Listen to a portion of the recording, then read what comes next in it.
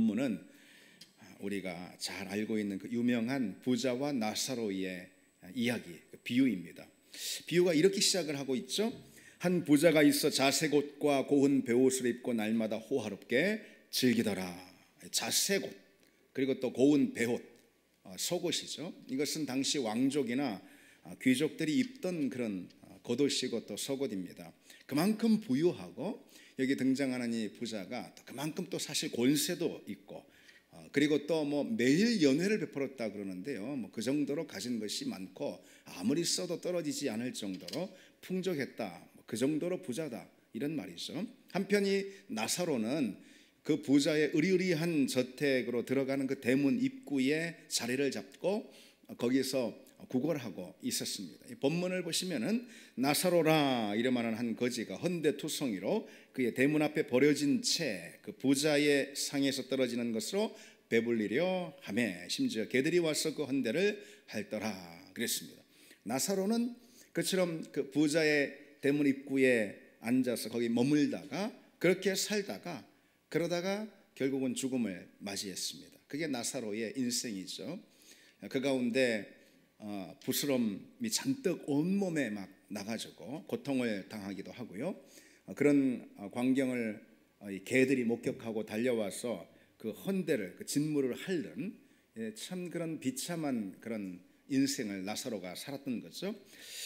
부자와 나사로 이렇게 전혀 다른 인생을 살다가 두 사람 모두 죽음을 맞았습니다. 그런데 두 사람의 죽음조차도 다르게 기록이 되어 있습니다. 나사로에 대해서는 그냥 죽어 이렇게 기록하고 있는데 반해서 부자에 대해서는 죽어 장사되매 이렇게 덧붙이고 있어요. 나사로는 죽음을 돌보는 사람이 아무도 없었다라는, 장례를 치를 수도 없었다라는 그런 이야기고요. 부자는 장례를 치렀다, 이런 이야기죠. 여러분, 뭐 거지에게 누가 장례를 치러주겠냐는 것이죠.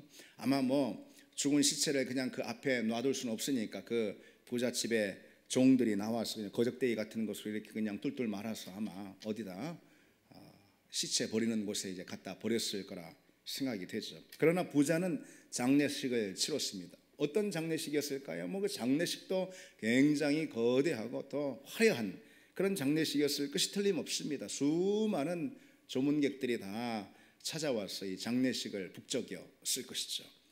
그렇게 두 사람이 죽었는데요. 그런데 이제 세상의 이야기는 여기서 끝나야 하는 거잖아요. 근데 여기서 끝나지가 않죠. 성경의 이야기는 또 다른 세계가 펼쳐집니다.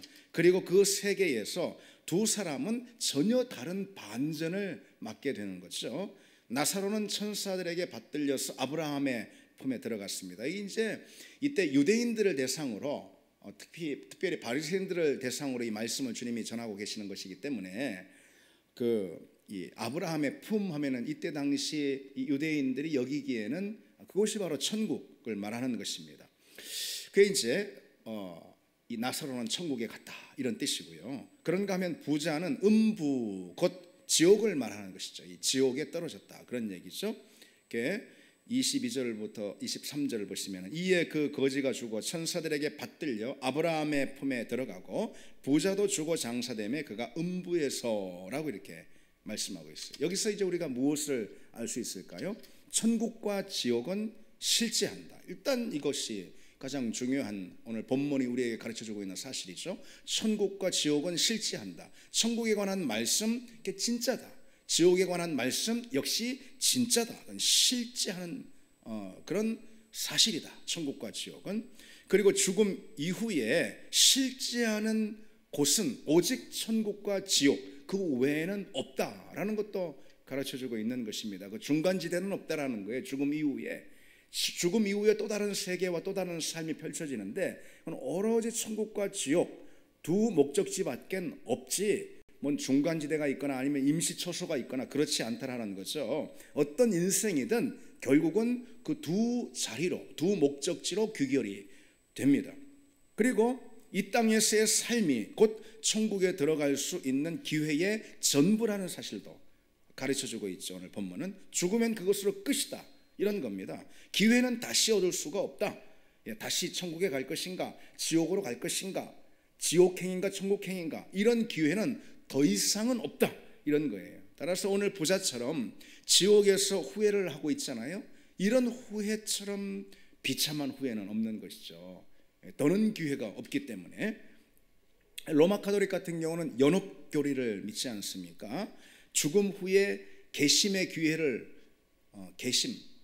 그 기회를 얻을 수 있는 장소로 이 연옥교리를 주장하는데, 여러분 그러나 성경은요 어디에서도 그 연옥교리를 인정하지 않습니다. 연옥교리라는 것은 전혀 성경적이지 않은 그런 이단교리라고 말할 수가 있습니다. 어쨌든 성경은 인생 이후에 두 가지 목적지를 분명하게 소개하고 있어요. 천국이 있고 그리고 또 지옥이 있다 이것이죠. 오늘 본문이 말하는 것처럼 누구는 나사로처럼 천국에 가게 되는 것이고, 그리고 또 누구는 오늘 부자처럼 지옥에 들어가게 됩니다. 본문을 가만히 보면은요, 이 천국에 대한 묘사는 많지 않아요. 그런데 지옥에 대한 묘사는 좀 그보다 훨씬 더 상세하게 오늘 기술이 되어 있습니다. 그 이유는 뭐냐면요, 오늘 비유가 지옥과는 상관이 없다라고 스스로 믿고 있는 그런 사람들을 향해서 주님께서 하시는 경고의 내용이기 때문에 그처럼 이제 지옥에 관한 묘사가 조금 더 상세합니다. 그렇게 믿고 있는 사람들이 누구죠? 나는 지옥과는 상관이 없다. 바로 바리새인들입니다. 오늘 말씀의 이 청중들인 거예요. 우리는 이제 지옥이라고 그러면은 세상에 있는 불신자들을 먼저 떠올리곤 합니다. 참 불신자들이 지옥에 떨어지는 것이 그렇게. 그러나 예수님이 지옥에 대해서 이 복음서에서 말씀하실 때는 있잖아요. 거의 언제나 그 대상은 바로 종교 지도자들, 종교적인 배경을 가지고 있었던 그런 사람들이었어요. 예수님은 지옥에 관한 말씀을 자신은 구원을 받았다라고 생각하는 그런 사람들에게 주로 하셨다라는 이야기죠. 종교적인 배경을 가진 사람들에게 이 지옥에 관한 말씀을 들려주셨어요. 그래서 지옥은 바로 그런 자들에게도 닥칠 수 있는 현실이라 이 점을 주님은 경고하신 거죠. 오늘날도 그건 여러분 마찬가지입니다. 세상에 있는 불신자들은 물론이고요, 교회에 다니는 수많은 자칭 그리스도인이라고 하는, 스스로 구원받았다라고 여기는 그런 수많은 교회 다니는 그런 교인들, 그런 종교인들이죠. 그런 종교인들 역시 이 경고의 말씀을 들어야 한다는 거죠. 그런데 오늘 말씀처럼요, 지옥에 관해서 또는 천국에 관해서 이런 말씀을 하면은, 그러면은 다들 마치 무슨 신화처럼 여기는, 만화에나 나오는 그런 이야기처럼 여기는 그런 사람들이 있습니다. 우스운 미신 정도로 치부하는 그런 사람들이 있다라는 거죠. 여러분 심지어 교회 다니는 사람들도 그렇습니다. 성경을 읽으면서도, 그리고 간간히 강단에서 선포되는 천국과 지옥에 관한, 요즘은 사실 천국과 지옥에 관한 그런 말씀이 강단에서 많이 사라진 적이 오래됐습니다. 그래서 저는 가능하면은, 왜냐하면 주님께서 상당한 관심을 가지고 주님께서 복음서에서 많은 분량 안에서 이 선포하신 그런 주제가 천국과 지옥이기 때문에 강단에서 저는 그래도 이 천국과 지옥에 관한 말씀을 계속해서 선포하려고 그럽니다. 근데 어쨌든 교회 다니는 사람들 가운데도 천국 또는 심지어 이제 지옥 그러면은 그냥 우스운 그런 이야기로 가볍게 치부하는 경우가 있다라는 거죠. 여러분 창세기의 이 소돔과 고모라 사건이 여러분 떠오르시죠? 한번 떠올려 보십시오. 하늘에서 유황불이 떨어지는 그런 심판을 받는데 그 심판은 지옥의 형벌이다 이렇게 말할 수도 있겠죠. 그런데 롯의 사위들이 어떤 태도를 보입니까? 롯이 자 여기를 피해야 된다, 여기 이 소돔 땅을 떠나야 한다 막 그렇게 재촉을 하니까 이 롯의 사위들이 그 말을 어떻게 듣죠? 지옥의 형벌에 대해서 어떻게 됐습니까? 농담으로 여겼더라. 이게 무슨 지옥의 형벌, 무슨 유황불이 떨어진다고, 심판이 있다고, 지옥불이 있다고 하는 그런 태도로 말이죠. 농담으로 치부해버렸다는 것이, 그리고 무시해버렸습니다. 그 페르지노라는 16세기에 유명한 화가가 있는데 그에 대한 일화가 있습니다. 그가 이제 임종할 때에, 이때 당시에 어떤 종교적인 예식 중 하나로 성직자가 달려와가지고 임종 예식, 그러니까 그 영혼을 위해서 마지막으로 기도해 주고자 달려왔다라는 거죠. 그러나 이 페르지노는 아주 냉소 섞인 그런 태도로 이렇게 말했다는 거죠. 나는 회개하지 않고 죽은 사람이 저 세상에서 어떻게 되는지 알고 싶소. 그러면서 말이죠. 여러분 다른 만용은 부릴지라도요, 그런 만용을 부리는 것은 아닙니다. 지옥이 어디 있어? 그래? 지옥이 있으면 지옥 아랫목이라도 한번 내가 가볼까? 그런 거 말이죠. 사람들은 지옥에 대해서 믿지 않기 때문에 그런 것입니다. 마치 신화처럼 여기기 때문에 그런 거죠. 심지어 여러분, 여기서 이제 강조하고자 하는 것은 우리 그리스도인들조차도 지옥 그러면은 무슨 뭐 아주 가볍게 그렇게 여기는 그런 경우가 있다는 것입니다. 우리는 그런 우를 절대로 범해서는 안 됩니다. 왜? 주님께서 그토록 강조하신 내용이 성경에 이 지옥에 대한 강조의 말씀이 성경에 그토록 많이 나와 있기 때문에 그런 것이죠. 지옥은 실제한다. 지옥은 실제한다. 이 사실을 분명히 우리가 알아야 합니다. 그러면은 여러분, 지옥은 어떤 곳일까요? 본문에 지옥에 떨어진 부자를 한번 보십시오. 그가 음부에서 고통 중에 눈을 들어 그랬습니다. 음부에서 고통 중에.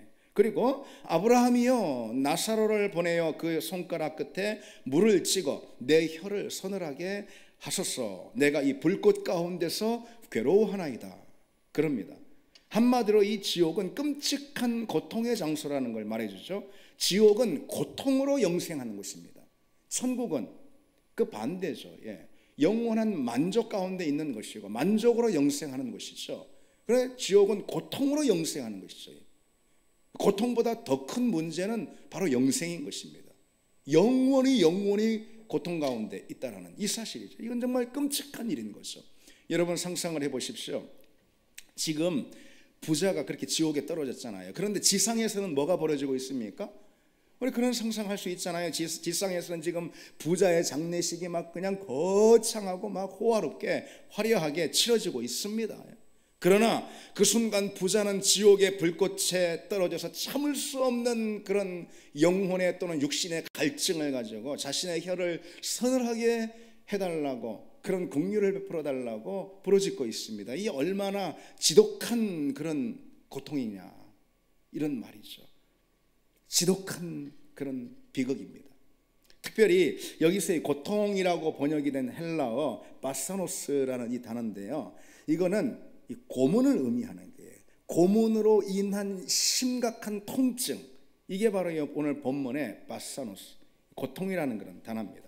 이 단어는요, 원래 이때 당시에 이 동전 그 검사, 동전을 검사해, 구리 동전 같은 거, 이 동전을 검사하는 것에서 유래가 됐다고 그럽니다. 동전의 진위를 검사하는 그런 검사관이요, 동전을 막 긁거나 아니면은 막 그냥 구부리거나 아니면은 막 그냥 이렇게 자르거나 녹이거나 하는 그런 것처럼 사람을 그렇게 고문할 때 느끼는 극심한 고통, 이게 바로 오늘 본문의 고통이라는 단어입니다. 부자는 자기가 겪는 그 고통이 마치 불꽃 가운데서 괴로워하는 그런 고통이라고 말하고 있습니다. 부자의 말은 결코 과장이 아니라는 거예요. 과장이 아닙니다. 불꽃 가운데서 괴로워하는, 끊임없이, 그러나 그 불꽃이 결코 꺼지지 않는, 영원히 타오르는 그런 불꽃의 고통이라는 거죠. 예수님은 직접 이제 지옥에 대해서 경고하시면서 이렇게 말씀하시잖아요. 거기에는 구더기도 죽지 않고 불도 꺼지지 아니하느라. 이게 영원함을 말하는 거예요. 고통이 영원하다, 이걸 말하는 것이죠. 꺼지지 않는 그 불 가운데서 죽지 않는 몸으로 극심한 고통을 받습니다. 여러분, 요한복음에 보면은 우리가 다 죽으면은 누구는 생명의 부활로, 영생하는 생명의 부활로, 누구는 심판의 부활로 다시 산다고 그랬어요. 죽은 몸을 다시 살려요. 누구든 말이죠. 그래서 어떤 이는 마치 여기 있는 부자와 같은 이는 심판의 부활로 다시 살린단 말이죠. 그래서 꺼지지 않는 불에 들어가게 해서 그 영혼뿐만 아니라 그 육신도 영원히 고통을 받는다라는 것이 성경의 분명한 가르침입니다, 여러분. 더욱이 그 지옥은요, 오늘 본문을 통해서 우리가 확인할 수 있는 대목이 의식을 가진 사람들이 가요. 그러니까 지옥으로 들어가는 사람들은 그 의식을 가지고 들어가요. 죽은 부자는 의식이 살아있어서 자신의 고통을 생생하게 느끼고 있습니다. 더군다나 기억도 남아있어요. 그래서 25절에 이것을 기억하라, 아브라함이 그렇게 말하는데요, 부자에게 남아있는 이 기억이라는 것은 그 고통을 훨씬 더 가중시켰을 것입니다. 심지어는요, 지옥에 들어가는 사람이 현세에 있는 이 땅에 남아있는 가족들에 대한 염려까지도 하고 있다는 사실이죠. 그처럼 지옥은 의식을 가지고 간다라는 거예요. 그곳에는 오감이 다 작동을 합니다. 고통과 통증을 느끼기 위해서인 거죠. 지옥은 영혼이 그저 사멸해버리는, 그래 이 땅에서 뭐 잘 살든 못 살든 예수 믿고 살든 뭐 그렇지 않든 그래 뭐 이 땅 그냥 한 세상이면 끝이야, 그리고 그냥 사멸해버리는, 그 존재 자체가 멸절해버리는 그런 일이 아니라는 거예요.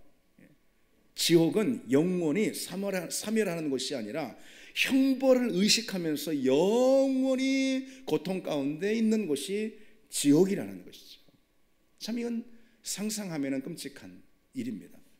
그래서 주님은 복음서에서 이토록 강하게 경고하시는 이유가 거기 있는 거예요. 지옥이 그처럼 끔찍하기 때문에 이렇게 아주 강력하게 경고하고 계시는 거예요. 만일 내 눈이 너를 범죄하게 하면 빼내어서 한 눈으로 하나님 나라에 들어가는 것이 두 눈을 가지고 지옥에 던져지는 것보다 나으리라, 이렇게 말씀하시는 이유 거기 있는 거예요.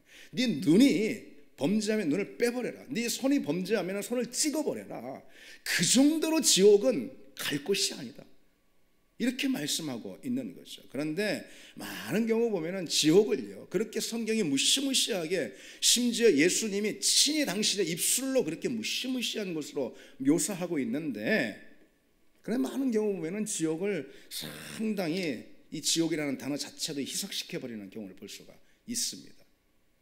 이게 타락은요 항상 단어를 오염시킴으로써 타락이 오는 거거든요. 지옥이 원래 그런 게 아닌데 입시지옥, 교통지옥 뭐 그러면서 말이죠, 이 지옥이라는 단어를 오염시켜버리는 거예요. 그것은 원래 그런 뜻이 아니거든. 무슨 교통지옥, 무슨 교통지옥입니까? 아니면은 내 꼴이 이 모양인 게 이 자체가 지옥이야, 뭐 그런 것처럼 말이죠. 이렇게 지옥이라는 무시무시한 실존을 가볍게 여기도록 사단이 지옥이라는 단어를 감춰버리는 것입니다. 그 안에 있는 실제를 감춰버리는 거예요. 성경에 묘사된 지옥은 그런 것이 아닙니다, 여러분. 자신이 당하는 그 끔찍한 고통을 의식하면서 영원히 그 고통 가운데 존재하는 것이, 존재하기 싫어도 존재하는 것이 바로 지옥이라는 것이죠.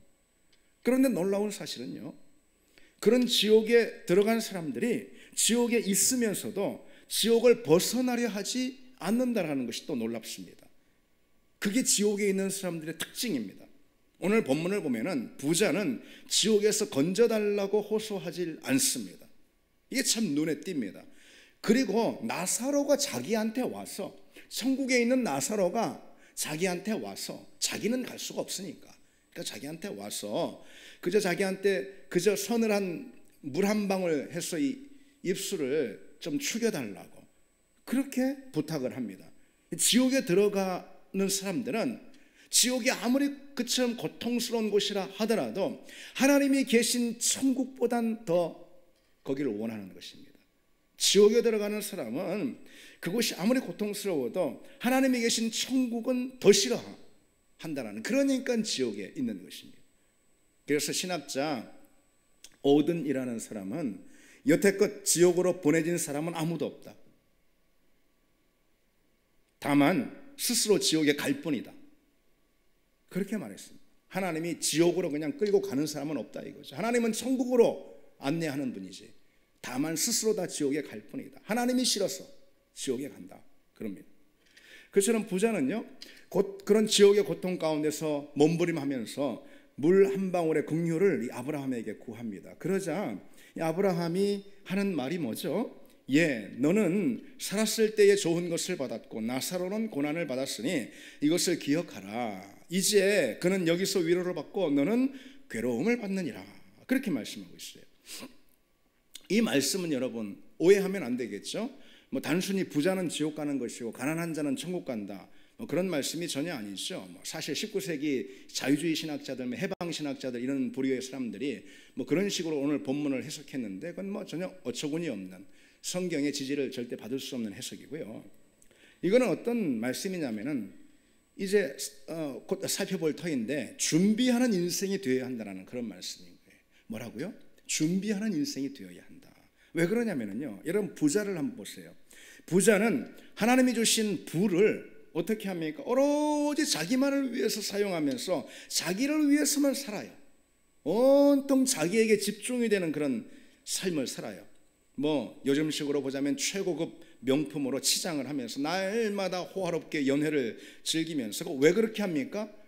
자기만 위해 사는 거예요. 자기밖에 없어요. 자기를 위해서 재물을 쓰고 자기를 위해서 삽니다. 그의 눈에 하나님이 보일까요? 천만의 만만의 말씀이죠.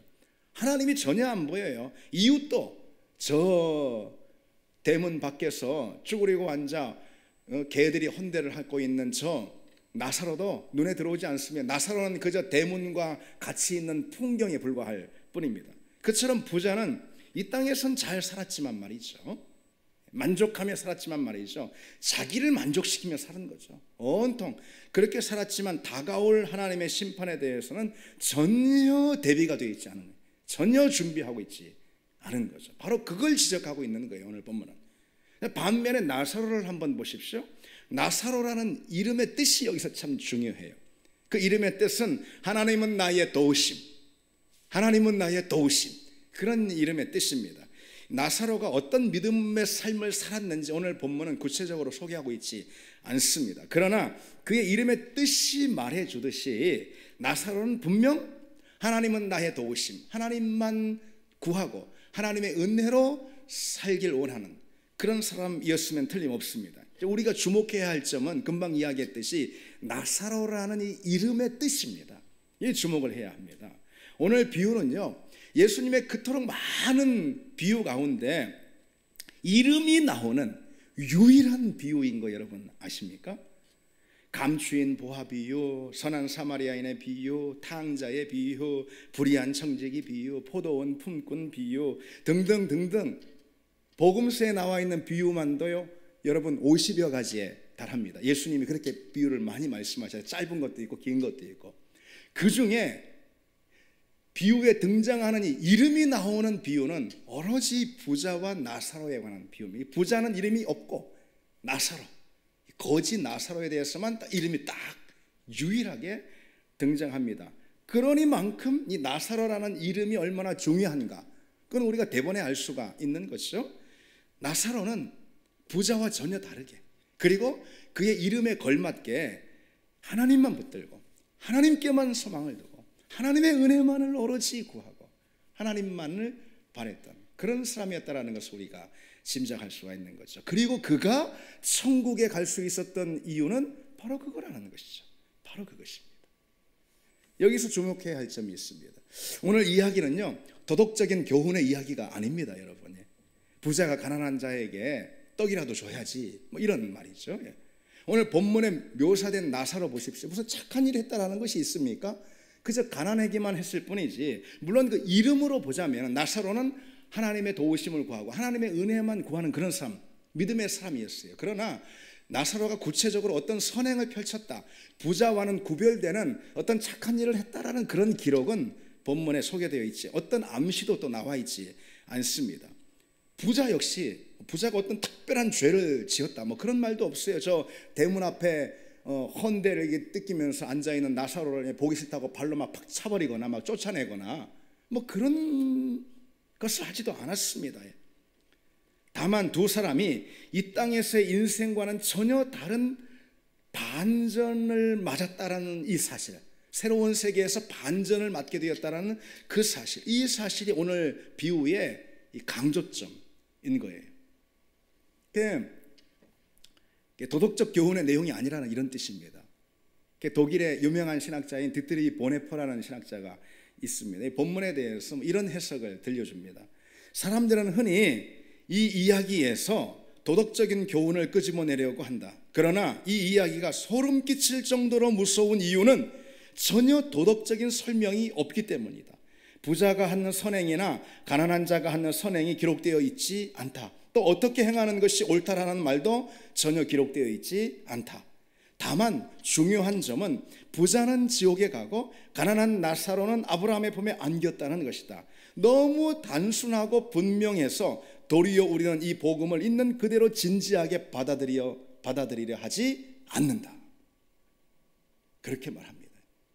부자는 마땅히 지가 한 어떤 잘못된 행위로 인해서 그렇게 지옥에 떨어진 거야. 나사로는 분명 착한 사람일 거야. 뭐 이런 식으로 말이 도덕적인 적용을 하려고 하는데 그거 틀렸단 말이죠. 오늘 거기엔 전혀 주된 관심이 없습니다. 본문은 부자가 못됐다, 아니면은 나사로가 착했다, 그런 언급이 없어요. 1절 부자가 불의했다, 나사로가 의로웠다, 뭐 그런 언급도 없습니다. 다만 두 사람은 완전히 다른 반전의 인생이 되어서 부자는 지옥에, 그리고 나사로는 천국에 들어갔다라는 그런 내용만 나옵니다. 그렇죠 여러분? 눈을 씻고 읽어봐도. 두 사람의 차이점 뭘까요? 그러면은 아까도 말씀드렸는데 두 사람의 차이점은, 나사로는 이름 그대로 하나님만을 믿고 그 은혜만을 구했던 그런 사람이었던 거예요. 그러나 부자는 그렇지 않았어요. 아마도 부자, 여기에 중요한 내용이 담겨 있습니다. 부자는 가진 것이 많잖아요. 가진 것이 많기 때문에 스스로 만족해서 하나님 같은 분은 찾지도 않고 하나님 같은 분은 안중에도 없었던 것입니다. 스스로 너무 만족해서. 주님 뭐라고 말씀하셨죠? 심령이 가난한 자는 복이 있나니 천국이 저희의 것입니다. 아멘. 그렇죠? 부자는 많이 가진 자인 거예요. 근데 뭐 특별히 꼭 재물만 많이 가진 사람은 부자는 아니에요. 무엇이든 많이 가진 자가 다 부자인 거예요. 그런데 그 부자는 자기가 가진 많은 것들로 인해 스스로 만족하고 그걸 즐김으로써 절대 하나님을 찾지 않는다라는 것이죠. 어떤 사람은 너무 많이 알아, 지식이 너무 많아요. 지식 부자들인 거예요. 어떤 사람들은 신념으로 그냥 자기 신념으로 그냥 똘똘 뭉쳐 신념으로 가득 차가지고 신념 부자인 거예요. 신념 부자. 어떤 사람은 자아로 그냥 가득 차가지고선 뭐가 있든 없든 뭘 많이 알든 못 알든 하여튼 자기 자아로 가득 차가지고 자아 그 자체로 인해서 너무 만족한 거예요. 자아 부자. 말이 좀 이상하네요. 자아 부자, 신념 부자, 뭐 지식 부자, 뭐 그런 사람들. 그래서 그 부자는 가진 것으로 스스로 만족하면서 거만해가지고 하나님을 찾지 않습니다. 하나님 안중에도 없습니다. 하나님 필요 없는 거죠. 뭐 스스로 만족해가지고. 오늘 부자가 평생을 그렇게 산 거예요. 노세 하면서 내 가진 게 많은데 이거 언제 다 쓸까 하면서 말이죠. 여러분, 오늘 우리에게 나사로의 비유를 주님이 들려주시는 이유는요, 나사로는 가난했어요. 그러나 그 심령은 하나님의 은혜만을 구했어요. 어쩌면은 그가 가난했기 때문에 뭐 비단 소유에 있어서뿐만 아니라 모든 면에서 그가 가난했기 때문에 그 심령은 하나님 한 분만을 구하는, 하나님께 가난해지는 특별히 그런 사람이 되지 않았을까 생각합니다. 그래서 우리는 여러분 다른 건 몰라도요, 천국에 대해서만큼은 나사로처럼 가난한 심정을 가져야 합니다. 우리가 혹 뭐 좀 만족하고 또 좀 우리가 가진 것이 또 있고 하나님 주신 그런 은사와 복들이 다 있다 하더라도 좋습니다. 그러나 많으면 많을수록 오히려 더 우리는 천국에 대해서만큼은 가난한 심령을 가져야 합니다. 왜? 우리가 아무리 많이 가졌어도 천국은 소유한 게 아니니까. 그렇지 않습니까? 그리고 우리 어떤 상황에 있든 가난하든 부하든 어쨌거나 우리는 우리 영혼의 생명에 대해서만큼은 가난한 심령을 나사로처럼 가져야 한다는 거죠. 우리는 뭐 가지나 못 가지나 상관없이 우리 형편이 어떻든 하나님 그분에 대해서는 우리는 가난한 심정을 가져야 합니다. 우리가 뭘 가졌든 뭘 못 가졌든 하나님은 소유하지 못했잖아요. 그러니까 하나님을 내가 소유하게 하셔서 여기서 소유한다라는 것은 뭐 다른 뜻이 아니라 하나님께 나아가게 해주시옵소서. 하나님만 구하게 하시옵소서. 하나님만 믿게 하시옵소서. 하나님을 더 알게 하시옵소서. 바로 그거죠.